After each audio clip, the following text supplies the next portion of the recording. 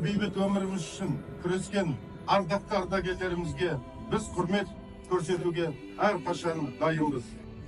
Сын сағатта елдік мұрат жолында барлық күш-жігерін аямай, әскери борышқа адалдықтың елжандылық көрсеткен қырағы қызметтер үшін сарбаздарымызға барша әскер жұртшылығының атынан алғысымызды білдіреміз.